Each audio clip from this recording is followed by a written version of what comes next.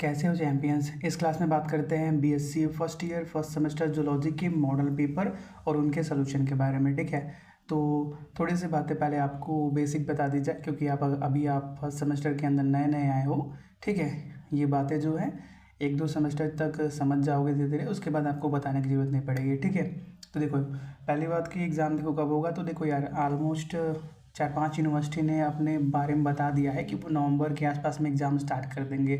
तो आप मान के चलो कि नवंबर के पहले या दूसरे वीक में एग्ज़ाम स्टार्ट हो जाएगा। ठीक है, लगभग सभी यूनिवर्सिटी उसी के आसपास में एग्ज़ाम लेती हैं। ठीक है, क्योंकि सबका सिलेबस साथ में स्टार्ट होता है। ठीक है, अगर लेट किसी का हुआ भी तो वो मैक्स टू मैक्स दिसंबर तक जा सकता है, उससे ज़्यादा नहीं जाएगा। ठीक है, तो पहली बात तो ये क्लियर हो गई। और एग्ज़ाम OMR होगा कि रिटन होगा, तो ये बात आप अपने एग्ज़ाम अपने टीचर से कंफर्म कर लेना। ठीक है, कई बार क्या होता है पैटर्न चेंज कर दिया जाता है।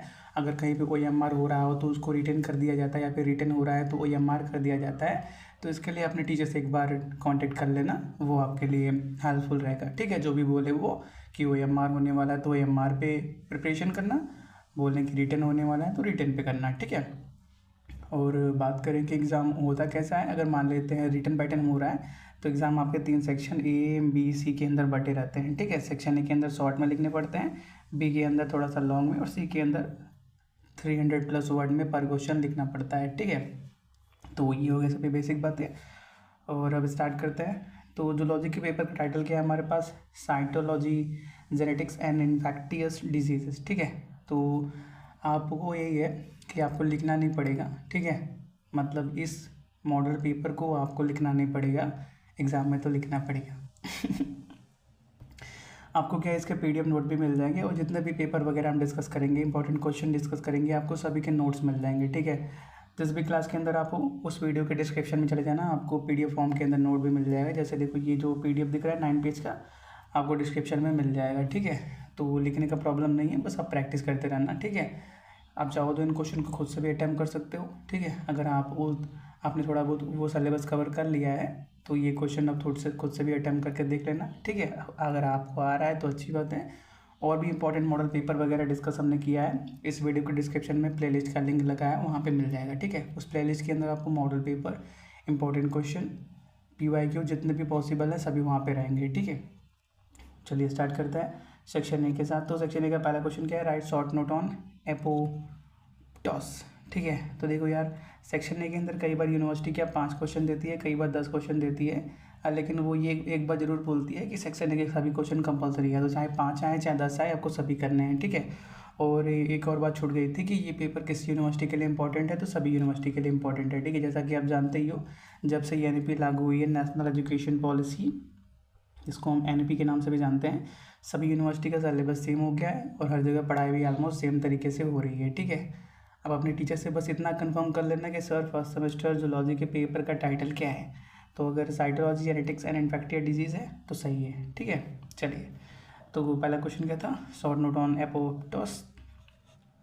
तो apoptosis is a programmed cell death and ordinary and essential process where cells are eliminated in a next non-inflammatory manner to maintain tissue homeostasis and proper body function। ठीक है, दूसरा क्वेश्चन क्या है, write short note on extracellular receptor. एक और बात, आप चाहे 12th आपने UP बोर्ड से करा हो या CBSE बोर्ड से, डजेंट मैटर, लेकिन अगर आप BSc की बात करो तो आपको एग्ज़ाम इंग्लिश लैंग्वेज में लिखना पड़ेगा। ठीक है, तो आप फर्स्ट सेमेस्टर में हो तो अभी से कोशिश करो थोड़ा बहुत इंग्लिश में नोट्स बनाने की और लिखने की भी। ठीक है, क्योंकि अगर हिंदी में इंग्लिश मैथ्स मिक्स करके लिखते रहे तो वो आपको प्रॉब्लम कर जाएगा एग्ज़ाम में। ठीक है, क्योंकि एग्ज़ाम में टीचर को इससे मतलब नहीं है कि तुमने कितना पढ़ा हुआ है, टीचर आपका शकल भी देखने नहीं आएगा, उसको कॉपी से मतलब है कॉपी में क्या कंटेंट आपने रखा है उससे मतलब है। ठीक है, तो अगर एक सेकेंड, तो अगर आप अभी से अपने इंग्लिश में नोट्स वगैरह थोड़े बहुत बनाना स्टार्ट कर दोगे तो एग्ज़ाम में आपको ज़्यादा प्रॉब्लम नहीं होगा। ठीक है, तो दूसरा क्वेश्चन क्या था, short note on extracellular receptor. तो इंट्रा सेलुलर, यहाँ पे इंट्रा सेलुलर, एस्ट्रो नहीं इंट्रा है। ठीक है, इंट्रा सेलुलर रिसेप्टर। तो intracellular receptors are protein located inside a cell in the form of cytoplasm or nucleus that bind to small non polar molecules called ligands such as steroid और thyroid hormone. ठीक है। तीसरा question क्या है, write short note on cytoplasmic inheritance. तो cytoplasmic inheritance also known as extranuclear inheritance or non-medicinal inheritance refers to the transmission or traits determined by genes located outside the cell's nucleus, primarily within organelles like mitochondria and chloroplast। ठीक है। चौथा question क्या है, write a short note on dosage compensation। तो dosage compensation is the process by which organisms equalize the expression of gene between membranes of different biological sexes across species. Different sexes are often characterized by different types and numbers of sex chromosomes। ठीक है। पांचवा question क्या है, explain dihybrid cross। तो a dihybrid cross is a genetic experiment tracking two distinct transits simultaneously, most famously Geiger-Mendel P plant experiment. It demonstrates the law of independent assortments, which state that alleles for different genes separate independently during gamete, that is sperm or egg formation. In a standard dihybrid cross between the heterozygous parent, that is RRYY, the F2 generation offspring typically exhibit 9:3:3:1 phenotypic ratio, indicating the inheritance of a trait like seed color and shape।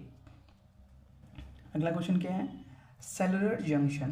तो cellular junction are multi-protein structures that create connections between cells or between a cell and the extracellular matrix, serving to hold cells together, form barriers and facilitate communication between cells। अगला question क्या है, types of DNA. तो DNA is characterised by its location into nuclear DNA and mitochondrial DNA. Structurally, DNA has several forms, the most commonly being beta DNA, the standard right-handed helix, along with other double helix form like alpha DNA and the left-handed zDNA, which can form under different environmental conditions। ठीक है। और भी बहुत सारे question हैं, आप PDF में note कर लीजिएगा, आपको सभी क्वेश्चन मिल जाएंगे। ठीक है। इसके बाद सेक्शन बी स्टार्ट हो जाएगा। ठीक है। उसके बाद सेक्शन सी। आप सभी क्वेश्चन को अच्छे से अटेम्प्ट करना। ठीक है। मिलते हैं अगले क्लास में, तब तक के लिए thanks for watching, have a nice day.